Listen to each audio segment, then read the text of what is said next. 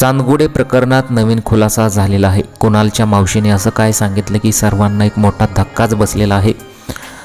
आता कुणालची मावशी काय बोलत आहे ते व्हिडिओच्या शेवटी पहा। छत्रपती संभाजीनगरच्या खवड्या डोंगरावरील चांदगुडे कुटुंबाच्या मृत्यू प्रकरणात आता आरोप प्रत्यारोपांना सुरुवात झाली। मृत मुरलीधर चांदगुडे यांच्या आईने कुणालची आई संगीता चांदगुडे यांच्यावर गंभीर आरोप केले होते। संगीता यांनी आपल्या मुलाला तब्बल 20 वर्षापासून आमच्यापासून दूर ठेवल्याचा दावा मुरलीधर चांदगुडे यांच्या आईने केला होता।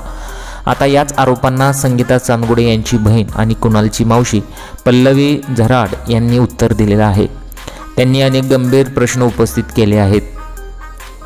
सध्या घडलेल्या घटनेबाबत अनेक तर्कवितर्क लावले जात आहेत, परंतु सध्या आम्हाला या दुःखातून सावरण्यासाठी थोडा वेळ द्या, अशी संगीता यांची बहीण पल्लवी यांनी सांगितलेलं आहे।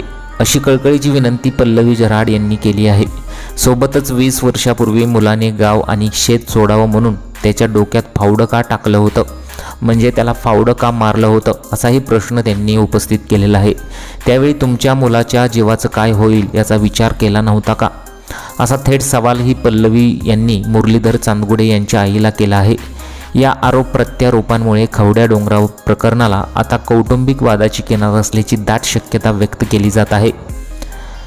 जेव्हा मूळ गावी अंबड तालुक्यात धनगर पिंपळगाव येथे काही लोक पोहोचले, यावेळी मुरलीधर चांदगुडे यांच्या आईने गंभीर आरोप केले होते की म्हणजेच मुरलीधर चांदगुडे जास्त बोलत नव्हता। त्याची बायको संगीता चांदगुडे आम्हाला त्याला बोलू द्यायची नाही, तिने कधी बोलू दिले नाही, तिने त्याला दूर केले, असा गंभीर आरोप केला होता। त्यानंतर आता संगीता चांदगुडे यांच्या बहिणीने समोर येत चांदगुडे कुटुंबावर खळबळजनक आरोप केले आहेत। त्यामुळे आता हे प्रकरण काय वळण घेणार हे पाहणे महत्त्वाचे ठरणार आहे।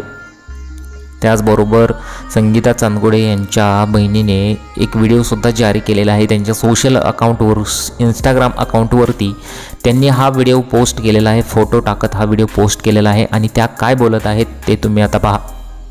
मी सगळ्यांना कळकळीची विनंती करून हेच सांगतेय की तुम्हाला योग्य वेळात सगळ्या प्रश्नांची उत्तरं भेटणार आहे की ही घटना कशामुळे झालेली आहे, काय झालेलं आहे, या सगळ्या गोष्टींबाबत तुम्हाला या सगळ्यांचं उत्तर भेटणार आहे। फक्त आम्हाला थोडा दिवस या दुःखातून सावरू द्या, आम्हाला आमच्या आईवडिलांना या दुःखातून सावरून द्या, तुम्हाला सगळ्या गोष्टींचे उत्तर भेटतील। पण समोरची व्यक्ती शांत व्हायला तयारच नाहीये। त्यांचं असं म्हणणं आहे की माझ्या बहिणीने त्यांचा मुलगा 20 वर्षापासून त्यांच्यापासून लांब केला होता। तर मला फक्त त्यांना एकच विचारायचं आहे, खरंच तुम्ही असं म्हणताय की माझ्या बहिणीने 20 वर्षापासून तुमचा मुलगा लांब केला का?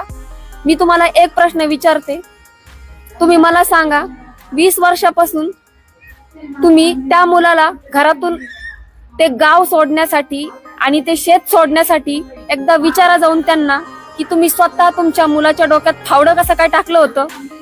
त्यावेळेस तुम्हाला वाटलं नाही की तुमचा मुलगा जाईन, जगन, नाही जगन? मला फक्त ह्या गोष्टीचं उत्तर द्या, बाकी मी सगळ्या गोष्टीचे उत्तर देणार आहे तुम्हाला, फक्त मला थोडा वेळ हवाय।